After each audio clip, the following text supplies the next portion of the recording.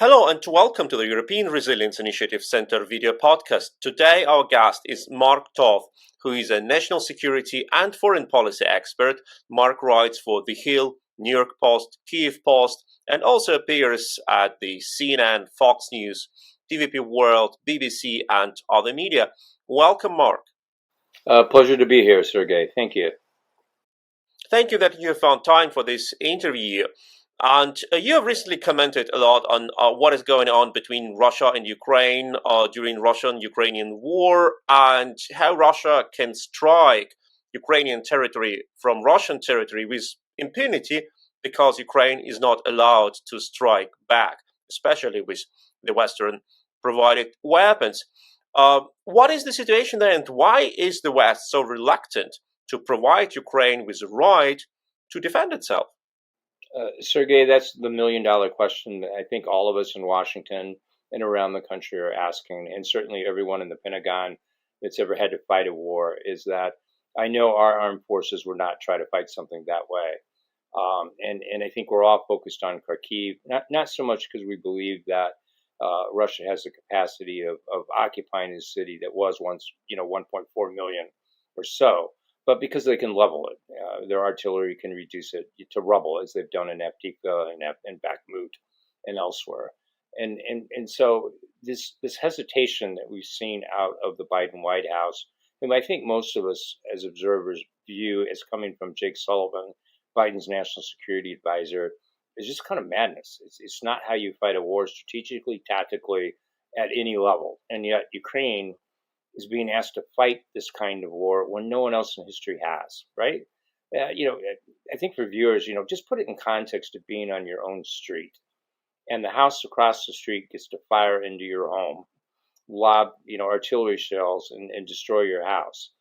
But you, if your weapons are coming from the U.S., can't use those to fire back at them to put a stop to it. It makes no sense, right? It doesn't make sense at a personal level. It doesn't make sense at a military strategic level. And the only thing that my co-author, Colonel Jonathan Sweet, whom I know you've had on your program, and I can conclude is that it's all part of the Biden administration's escalation paralysis. It's self-inflicted. They're fearful of nuclear escalation.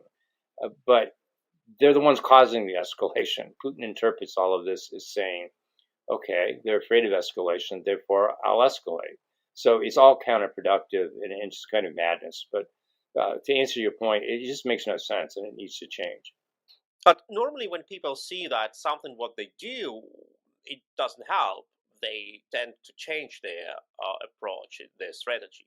And here we are observing the same strategy of trying to convince Putin that we will not retaliate, and getting as a result every time that Putin is ensured that he will not be hit back, so he escalates even more. So why are these people who are responsible for this provenly wrong strategy, like Jake Sullivan, why they are all in charge still? I don't mean this egotistically, but if I were president, the first thing I'd do today is fire Jake Sullivan, because what he has created is a losing situation. I had a debate the other night on a podcast where people were saying, there is a winning strategy. I'm like, no, there's not a winning strategy out of this administration. And if you're fair and objective, and I mean this in an apolitical sense, I'm not talking about this as a Democratic plan or a Republican plan, but if you're objective, really what this is a losing strategy. And we're starting to see that incrementally with losses of territory. Now, while it's not yet significant, if left unchecked, if Ukraine isn't allowed to change its tactics and interdict these Russian forces on the Russian side of the border, as well as the systems, the weapon systems that are attacking them with, glide missiles and the like, then that could turn into a loss. So the fact that they're still in power makes no sense.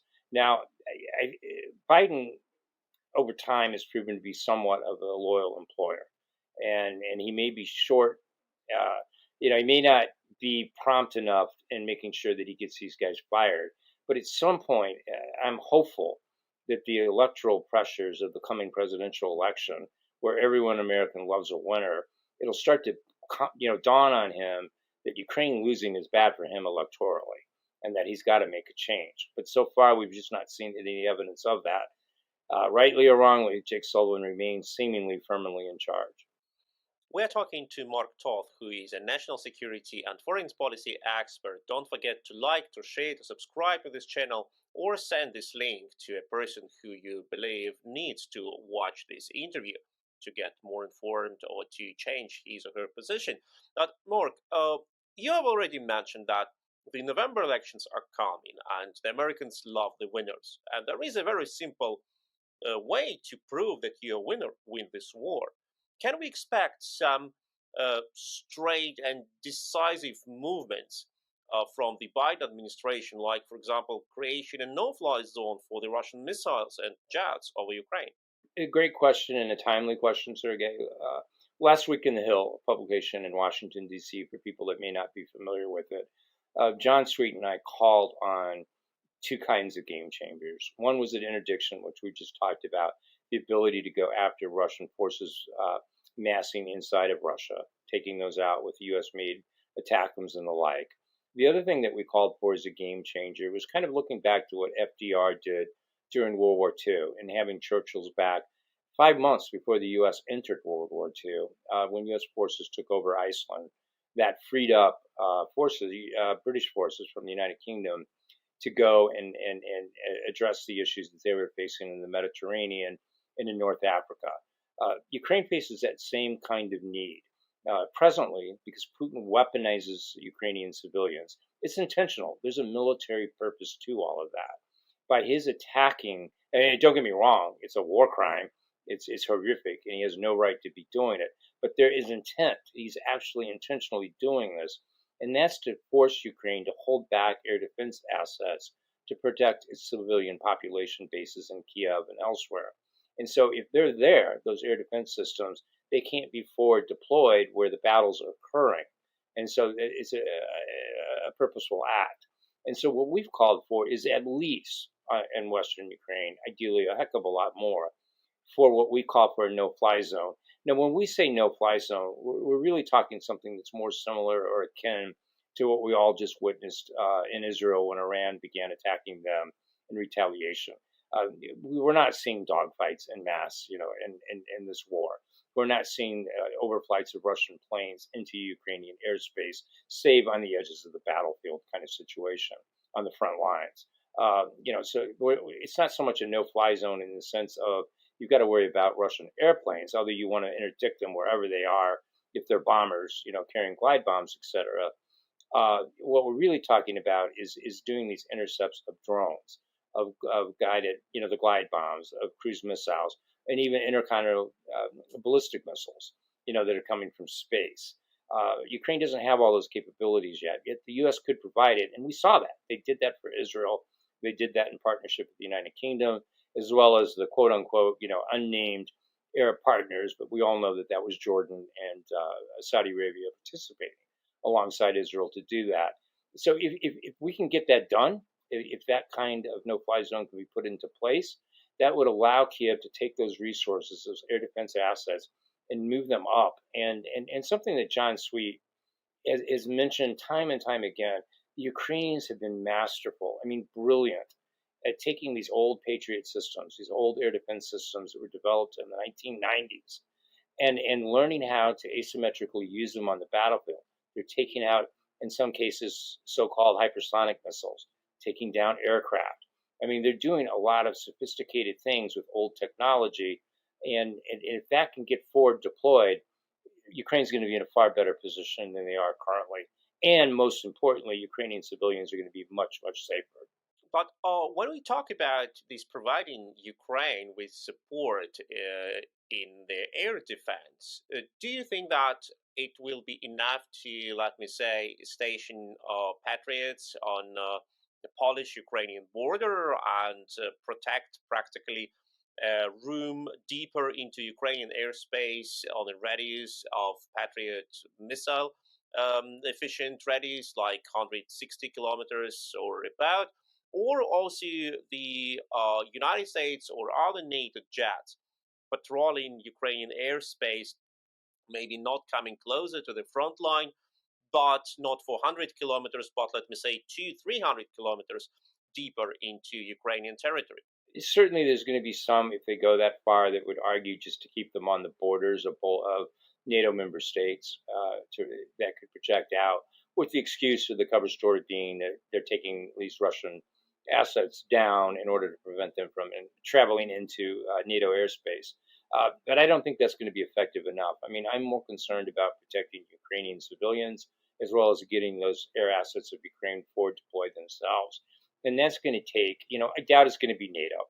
I doubt there's enough consensus, even though we called for in the article for it to be a U.S.-led NATO force. For that matter, it could be an EU-led force. It doesn't have to be the U.S. But it's going to have to be assets that are physically stationed in Ukraine to make it effective and to provide the level of protection needed militarily in terms of things like power grids, command and control, government buildings, and the like, and to put an end to these attacks on hospitals, in schools, like we saw the other day horrifically in Kyiv, the hardware store. They're going to have to be inside, and I think to get there, probably what we're looking at, Sergej, is what we used to call, I think maybe Eisenhower said it first, but a partnership of the willing, where you have European countries like-minded. Poland would come to mind immediately. I know Germany, unfortunately, would be too hesitant. I don't see Olaf Scholz at this point participating in something like that, sadly, because I think Germany should be taking the lead on that as well. But I think you could have a partnership of the willing that says, right, we've got to get in this fight in a way, and you've got the cover for it, right? You've got Russian missiles that have crossed into Polish airspace, into Romanian airspace. So, they have a right to defend themselves. You have Putin in violation of the Geneva Conventions, in violation of their role as a UN Security Council member, intentionally weaponizing civilians and targeting them. I think NATO, individual countries, the U.S., a coalition of them, they all have a right to go into Ukraine and say, no more of this, right? We're civilized countries. You're not going to keep targeting civilians.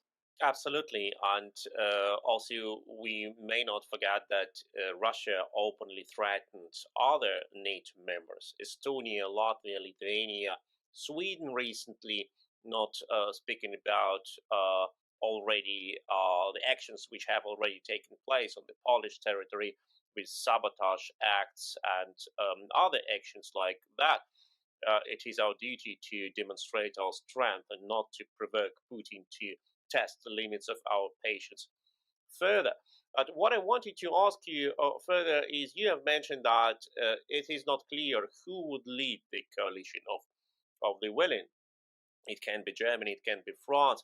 And recently, French President Macron has came to public with many straightforward ideas, starting from deploying French troops to Ukraine, or recently, while his state visit to Germany, he clearly put Germany's Chancellor Scholz under pressure and demanded from him practically during the press conference to allow Ukraine to strike Russian troops on the Russian territory.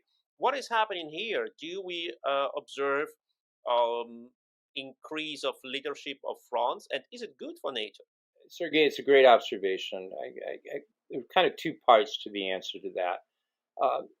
Macron clearly, and John Sweet and I wrote about this, kind of called it Macron's brilliant blunder. I think initially people thought that his pushback against Scholz,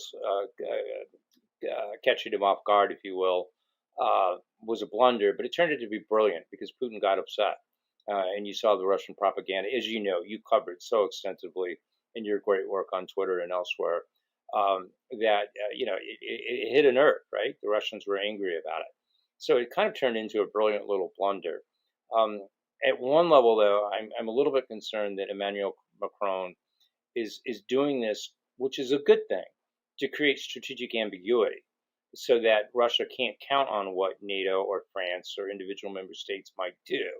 But I'd like to see some more action behind it. So he keeps talking about troops on the ground or doing this or doing that, but we actually need to start seeing some actions to kind of give some weight to that.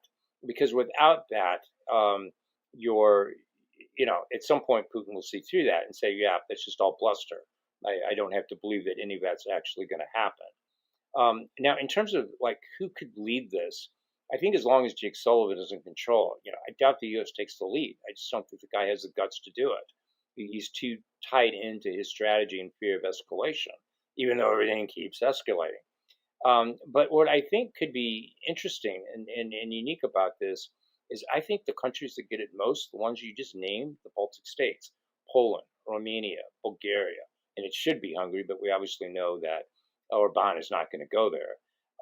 They may be the ones that say it's in our great interest to make sure Ukraine has a game changer, and that we're the ones that, as individual countries, albeit NATO members as well, that they start forming this coalition of the willing that helps protect Ukrainian airspace. And I hope someone like a Donald Tusk in Poland takes that challenge on, because if they don't, if they play fearful, if they stay reticent and like, now we don't want to risk escalation either, then what happens if Ukraine falls? They're going to be the front line, right? You know the territory better than I. Your family coming from Belarus, you know what that border is. You understand where Kaliningrad is, and that thin Suwalki Gap that divides the Baltic states from a land bridge standpoint from Poland and the rest of continental Europe. That's all going to be threatened. So, I'm kind of hopeful that if the U.S. can't get its act together, if France won't take the lead, and they may yet, I don't want to, it's important to give Macron some time to back his words. I'm not discounting that. But if France, Germany, the UK, which is obviously going to be caught up in elections right now, come July 4th, I believe those are. In the meantime, I would love to see Eastern Europe take the lead because, frankly, kind of in this part of the segment on this point, Eastern Europe really has been leading NATO all along. You've understood as a region of Europe far better the threat that Russia poses, and refreshingly so, right? Truly, Eastern Europe has led Western Europe as well as the U.S. into understanding that this is an existential fight, and it's not something that we can shy away from. And that is what we are observing right now in Poland when the Polish government announced its plans to create a defensive line along its eastern border to Belarus. Belarus is practically a state fully controlled and digested by the Russian military force, and the Russians do whatever they want in Belarus and can use it as a bridgehead to attack Poland or to start their sabotage actions, what they have already done. And Poland is building this defensive line, calling it the wall, and using all types of fortification, including landscape design, including like flooding of several territories, creating like some additional obstacles for the Russian troops. But that is also a sign of a certain, if you want, desperation, because you don't build this sort of line on your own territory if you're sure that your enemy would not dare to attack you, because NATO is much stronger than Russia in combined force. So what does it mean for us? Does it mean that the Poles know their strength and the dangers and are preparing for that? Or does it mean that the Poles do not trust the Germans and the French and don't believe that they will come to their help if Russian troops really appear on the Polish border? Right. Sergey, it's a great question, and it's probably a little bit of all of the above. I mean, clearly, as we all know from history, Poland is relied on Western promises before, and they didn't work out. They didn't work out at the beginning of World War II. They didn't work out at the end of World War II when they ended up on the wrong side of the Iron Curtain, and Churchill went back on the guarantees that he'd given the Polish government at the outset. And so I think it's prudent for Poland to be building these defensive lines. I would also argue, though, that it's important because I was on TVP World in Warsaw the other day, when this was announced, this program. It's important, though, that we not rely on these too much and they become like a Maginot Line in World War One, where they just get hopscotched over and you think you've got some defensive lines that just don't exist. Because at this point, it doesn't appear that they're going to fortify anything related to the Suwalki Gap. So you see the fortifications that will be built along I think it's 400 kilometers, you'd know better than me, the Belarusian-Polish border. there'll be fortifications there, these layered approaches, trenches, and the like, dragon's teeth, pits, some natural barriers that will be putting it in place, command and control, supply depots, and the like. And then along the Kaliningrad exclave that Russia has to the west of, or to the north, if you will, of Poland. But that gap, I didn't see any indications that there was any fallback there should, Belarus or Russia through Belarus try to move through there. The other thing that I would mention, and John Sweet and I spent a lot of time talking about this, is defensive lines are all good. And it does kind of play into the mentality of NATO as an organization that we're defensive in nature, right? It's not an offensive designed organization. And as John was commenting to me the other day, in his 30 years in the U.S. Army, not once did any exercise that he did with NATO ever result in them continuing the fight against Russia. It was always about expelling Russia from NATO territory and stopping. Okay, but what do you do if it's Russia attacking? It may not just be enough to expel. And so what John and I were basically arguing to ourselves as we thought through this, what do these defensive lines mean that you're referencing, for viewers? And there's schematics out there, pretty basic schematics that were released, is that you have to also have an offensive punch or counter punch to it. You can't just have the defenses. You don't want to ever, as you pointed out, you don't want to wait till the battle reaches those defensive lines, right? You're going to need to go and interdict, just like what we're calling for on the Russian side of the border in Kharkiv. You're going to want the ability to do this counterstrike and interdict Russian forces or Belarusian forces coming at you long before they ever reach that. And right now, so far, in terms of what I'm seeing out of Poland, just in terms of this little scheme of this little design, we don't see that counter strike ability yet, and that's going to be an important component. So, from John's and my standpoint, that's something that we would lobby Poland to add into this. That's going to be an important part. That means ATACMS, which Poland already has. That just means making sure they've got adequate stores of long-range munitions and the like, so that those lines are kind of a last desperate line if ever needed. And we know how it normally looks like when Russia is about to attack its neighbor. It accumulated forces on the border and then bombards the world's media with messages of peace. Lavrov appears in all international conferences saying Russia has no intention to attack anyone. The accumulation of forces has a poor character of military drill. And then even Putin announced that he pulls back the troops. What happens in the next days? The Russians attack. And the question is if the NATO would be ready to strike the Russians while they have accumulated their troops, but before they attack, because many would say, oh, it's impossible because it constitutes an act of aggression.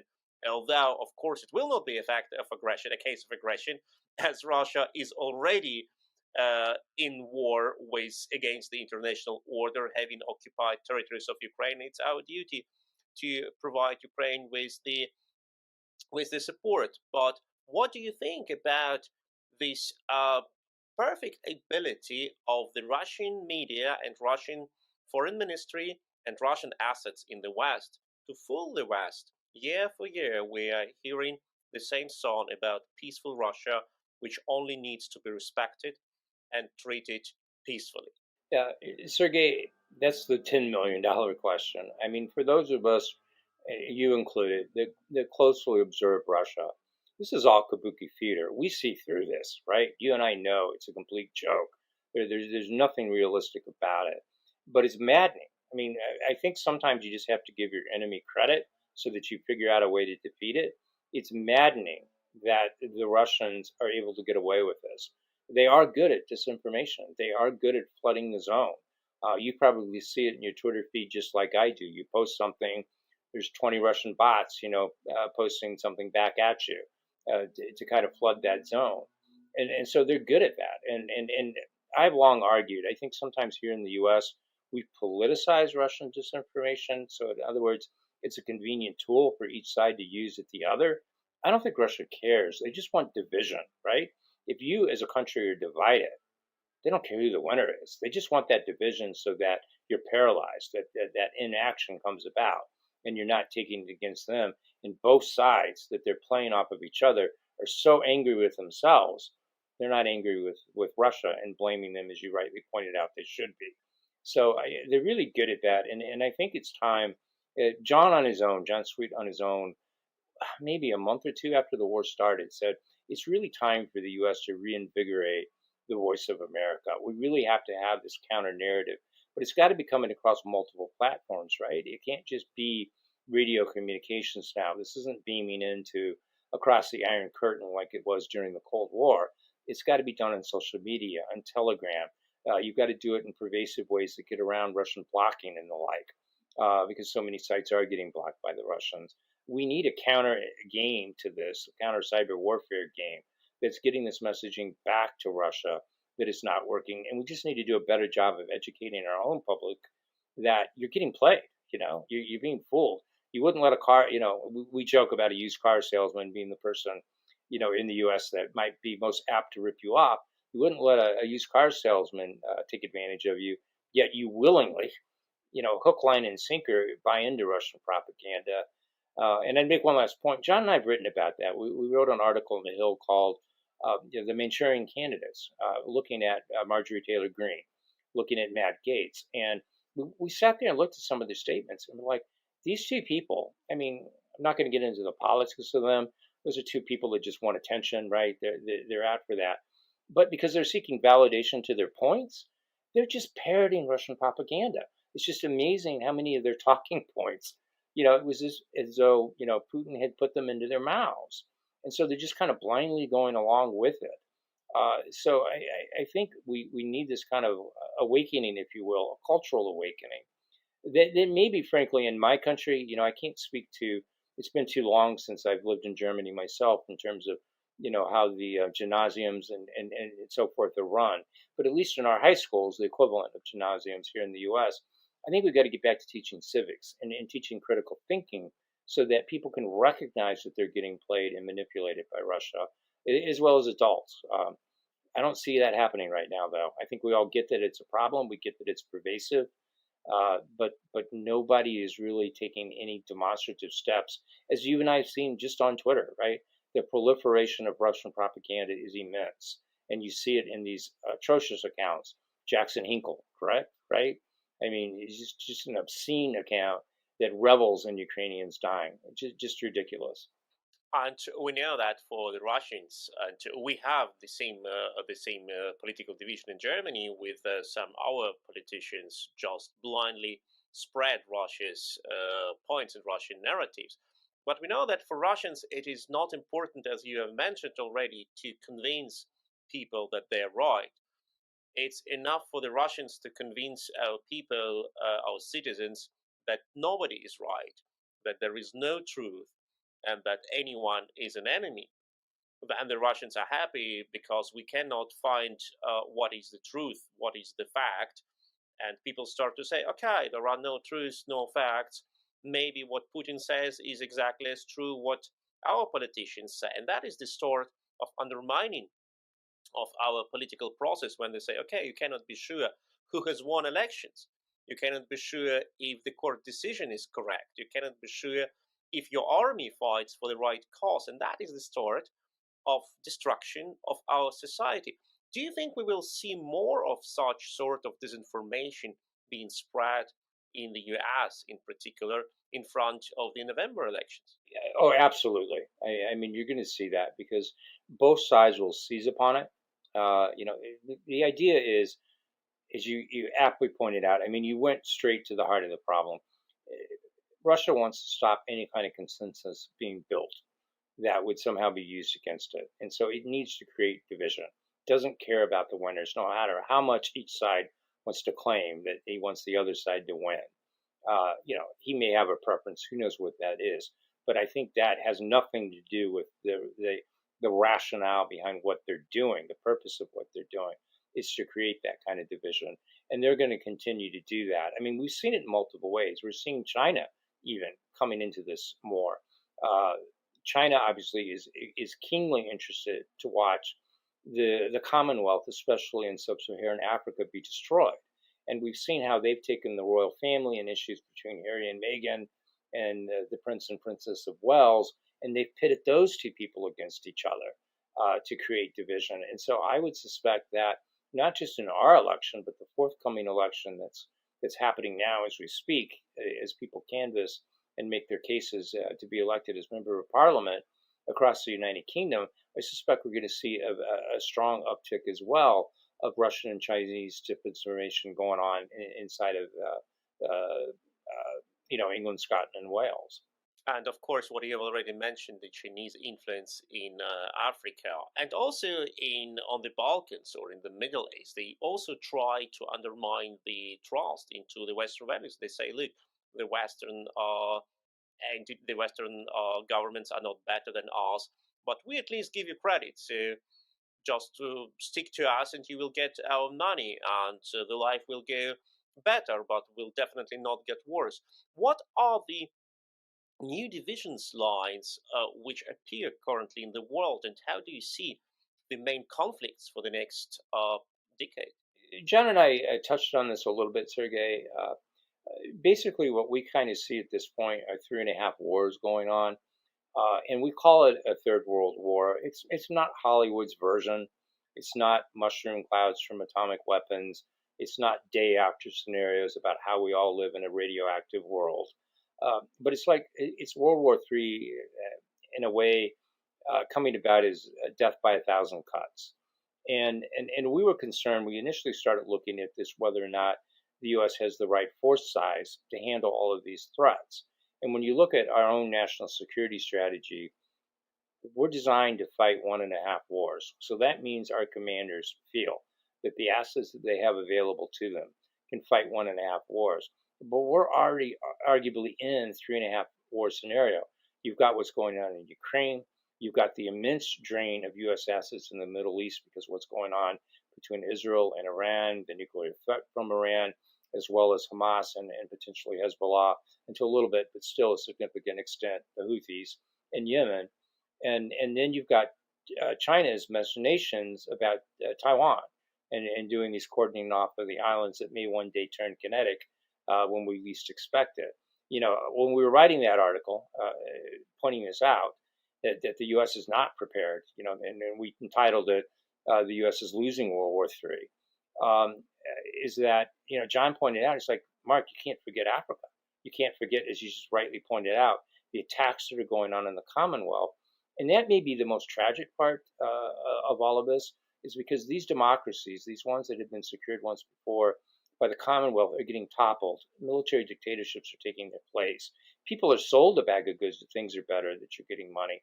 But in reality, when you look at the drain of natural resources that are leaving and going back to China, it's immense. They're just basically raping the country. You've got Russia that takes a different approach. China's is more of an economic one in sub-Saharan Africa, but Russia just steals. They're stealing gold from Sudan. They're stealing diamonds from the CAR. You see what they're doing in Niger. I mean, a very different kind of mentality.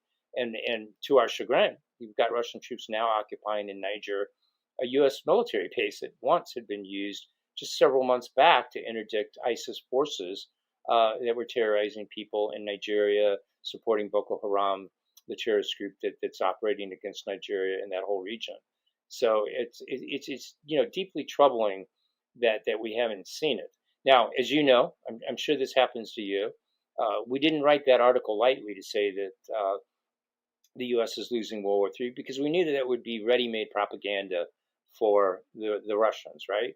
And sure enough, I noticed Russia Today did an article on our article. TASS has done that to us in the past. Pravda has done that to us. Sputnik, I'm sure you've had the same thing happen to you, where your words get twisted by Russian propagandists, and they tried to turn it into that we were losing, and as though we were losing to Putin. And by no means were we saying that. So I just kind of want to assure people we knew that was going to be the result, but ours was more of a warning call to say we can't continue down this path. We can't take the Colby Elbridges. Are you familiar with Colby Elbridge? You know how often he's coming on Twitter making the argument that because of scarcity of resources that the U.S. can't possibly continue to support Ukraine. Well, that's just BS, right? The solution there is if you don't have enough, make more, right? If you don't have a large enough force, build a larger force. The U.S. still has one of the strongest economies in the world. We have the most resilient economy in the world. There's a lot of untapped potential. I say this as a former economist myself. We can fight these 3.5 wars. We just have to wake up to the fact that we're facing them, and as a country come together and start putting our own economy, as well as Europe, on a war footing, not just in terms of GDP spent, but as John and I kind of keep hammering away at people to remember, it's all about capabilities. It's just not enough to spend dollars or euros. You have to be buying capabilities that are going to win in tomorrow's fights. And we're just not seeing that at a sufficient level right now. Indeed, we are often talking about the fact, which is true, that our GDP is much larger than the Russian GDP, but it is a question of how do you spend your money and how politically decisive is your government. Not only how much weapons you can buy for $1 in Germany, let me say, or in Russia, but also how decisive you are to use this weapon or to threat your opponent with this weapon. If I could be rude, right, and interrupt you, because you're making a very important point, and I think it's germane to any of your viewers in Germany. You have a situation where Olaf Scholz, yes, to Germany's great credit, is spending a large percentage of its GDP helping Ukraine, right? Sending a lot of dollars, but you're not necessarily sending the capabilities that Ukraine needs to win. I think all of us, I bet if I asked you, the first thing you'd say is Taurus missile, right? Let's get that coach bridge taken down, connecting the Crimean Peninsula to the Russian mainland. So it's again back to that word capabilities that GDP has to be buying. And right now, Germany just isn't doing that. Scholz isn't committed to doing that. And I think at this point, politicians like him, and he's not alone. There are other countries doing it as well. They want to get kind of happy to glad about the dollars or euros being spent, but they're not getting happy to glad about the capabilities because they know they're not sending those. It's almost like if I say, look, Sergej, your child or your mother, someone in your family is sick, I'll pay for that surgery that they need to survive. But it turns out they need a life support system in order for that surgery to succeed. And I'm not going to let you have that life support system, right? Those critical components are missing. So it's just crazy. It makes no sense. So what I want to see is not just added GDP spending, but smart spending of that GDP that's buying capabilities, not only for us to fight these wars that we're facing around the globe, but also so that Ukraine finally can take a winning approach, a winning strategy to bringing an end to this. And we all know, General Hodges has said it best. Crimea will be the decisive terrain of this war, and they don't yet have the capabilities to bring that about yet. And we've got to get them those weapons to do it. So, Mark, what do you think is missing component in the West, not only regarding the Russo-Ukrainian war, which you have already mentioned, Crimea, Kerch Bridge, but in general, in this global competition between democracies and autocracies, what should we do with our societies to be sure that for the next 20 years, no autocracy can enslave us or destroy our democratic rule of law?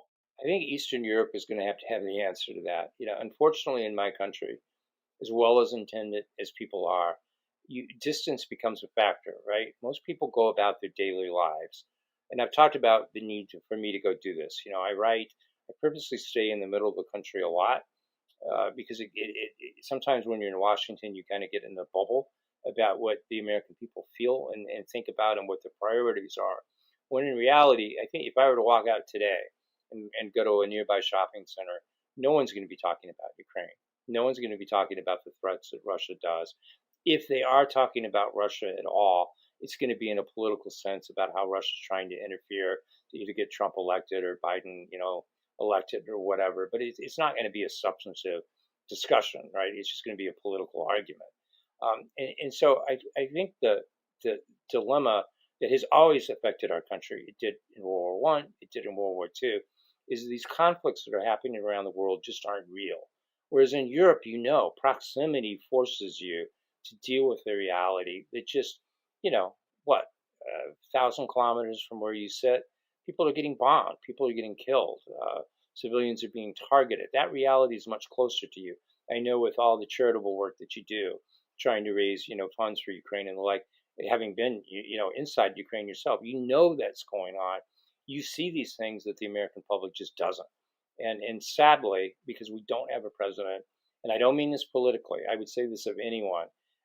Biden, whether it's his age and he just can't physically do it, I don't know, but he should be barnstorming the country. He should be inundating the public sphere, using the bully pulpit of the presidency to say, this is the fight of our times. This is why I have committed so much of our resources to aiding Ukraine, because it's an existential fight for liberty. We as a country may survive, but we're not going to be the same if Eastern Europe falls, if Western Europe falls under, the sphere of influence of China and Russia.